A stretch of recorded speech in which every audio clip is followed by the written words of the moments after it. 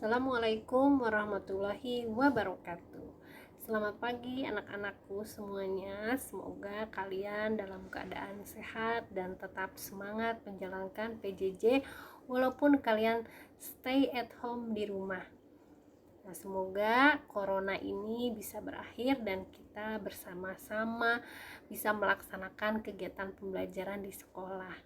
Nah, karena sekarang pembelajaran daring, maka Ibu akan menyampaikan materi ini dalam bentuk video. Nah, di pelajaran bahasa Indonesia bersama saya Ibu Rani Anggraeni, kita akan membahas apa? Yang kita akan bahas adalah materi tentang teks editorial berdasarkan KD.6 dan KD 4.6. KD itu kompetensi dasar ya, pasti kalian sudah tahu. Nah, KD.6 adalah menganalisis struktur dan kebahasaan teks editorial, dan KD 4.6 itu kamu harus bisa merancang teks editorial dengan memperhatikan struktur dan kebahasaan baik secara lisan maupun secara tulisan. Nah, di sini ada contoh teks editorial. Kamu bisa baca di buku paket halaman 111. Nah, di halaman 111 ini kamu ada contoh teks editorial. Sekarang silahkan kamu buka, kamu ambil buku paketnya, kamu buka halaman 111. Ibu hanya menayangkan di sini contoh kutipannya ya. Untuk lebih lengkapnya, kamu lihat buku paket halaman 111. Nah, di sini yang akan Ibu bahas adalah tentang struktur. Tahukah kamu tentang struktur teks editorial? Jadi, teks editorial itu memiliki 3 struktur. Apa saja? Yang pertama adalah pernyataan pendapat atau tesis. Yang kedua, argumentasi. Dan yang ketiga, penegasan ulang pendapat, atau bahasa Inggrisnya reiteration. Nah, di sini tentang struktur teks editorial. Pernyataan pendapat atau tesis statement, disebut juga tesis, merupakan bagian yang mengemukakan topik yang akan disampaikan. Kemudian argumentasi. Tujuan argumentasi adalah untuk memengaruhi dan meyakinkan si pembaca.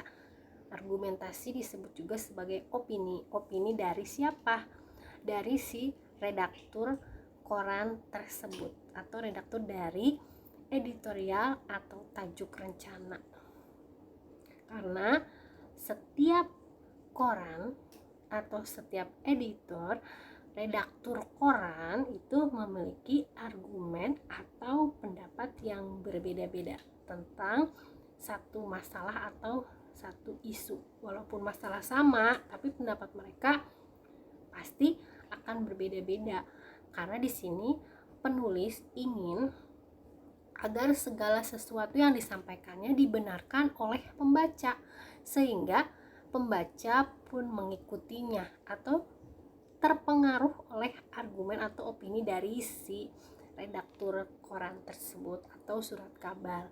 Nah, sekarang surat kabar bisa kamu temukan di internet secara online. Nah, yang ketiga, di sini pernyataan ulang pendapat atau reiteration. Bagian ini merupakan penutup opini yang berisi apa? Penegasan kembali tesis dan argumentasi agar pembaca semakin yakin. Nah, ketiga struktur ini dia berada secara berurutan. Seperti tesis pasti di awal, argumen ada di tengah, dan pernyataan ulang itu selalu di akhir sebagai penutup opini. Nah, itu 3 struktur teks editorial. Mudah-mudahan kamu bisa paham ya. Agar lebih paham, selain kamu menyimak video dari Ibu, kamu silahkan buka buku paket atau browsing di internet tentang teks editorial. Nah, tadi Ibu membahas tentang struktur, sekarang kita lanjut ke kebahasaan. Nah, kebahasaan itu terbagi menjadi berapa? Menjadi 4. Nah, sebenarnya banyak kebahasaan yang ada dalam teks editorial, cuman yang Ibu bahas ini hanya 4. Yang 4 di sini yang mungkin kalian akan mudah menemukan, kalian lebih mudah memahaminya. Nah, ada contoh kebahasaan, ada kalimat retoris, kata petunjuk, konjungsi kausalitas, dan kata populer. Sini ada contoh kalimat retoris. Apa sih kalimat retoris itu? Nah, kalimat retoris adalah kalimat pertanyaan yang tidak memerlukan jawaban sebenarnya. Kamu mengajukan pertanyaan, tapi ya sebenarnya tidak usah dijawab karena kita sudah tahu jawabannya apa.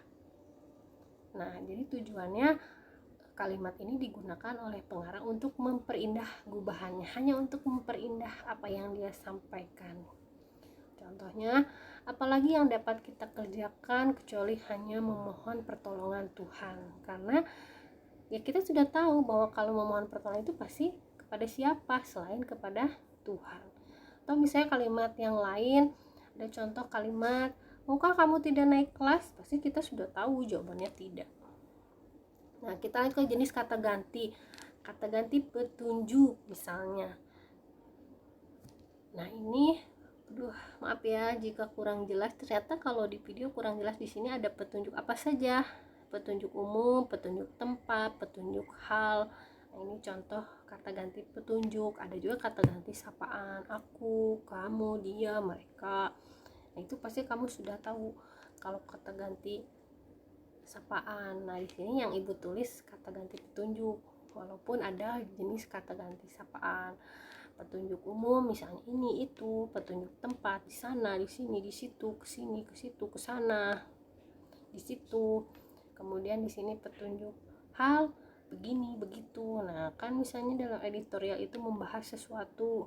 Ya, kalau kamu mengungkapkan pendapat pasti begini ya, begini, begitu ya, begitu gitu. Nah, itu masuk atau kebahasan yang sering muncul di teks editorial. Nah, di sini kata populer.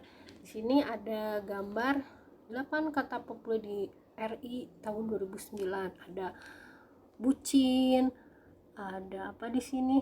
KKN, ada podcast, ada mukbang, unicorn. Nah, sekarang yang sedang heboh di 2020 misalnya kata anjay. Nah, itu kata yang sedang populer digunakan. Nah, di sini jenis konjungsi kausalitas. Ada konjungsi kausal syarat, jika, kalau, bila, kemudian kausal alasan, karena. Yang ketiga konjungsi kausal simpulan, dengan demikian, jadi.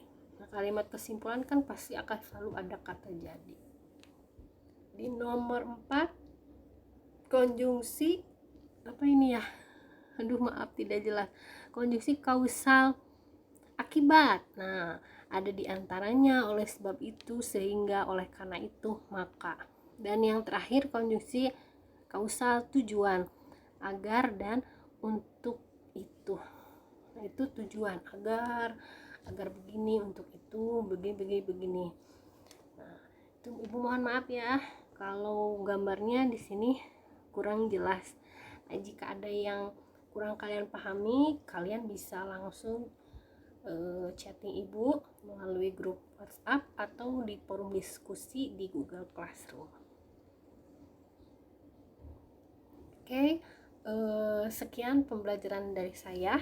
Nah, setelah kamu bisa memahami tentang struktur dan kebahasaan, kamu akan saya suruh untuk membuat teks editorial. Nanti petunjuknya kamu bisa baca di LKPD. Nah, nanti Ibu kasih lembar pekerjaan yang harus kalian selesaikan. Dan yang terakhir pasti saya suruh untuk membuat teks editorial. Oke, sekian dan terima kasih. Semoga pembelajaran bisa dipahami dengan baik. Selalu stay at home, tetap jaga kesehatan, dan selalu memakai masker kemanapun, kapanpun, dan dimanapun. Terima kasih. Assalamualaikum warahmatullahi wabarakatuh.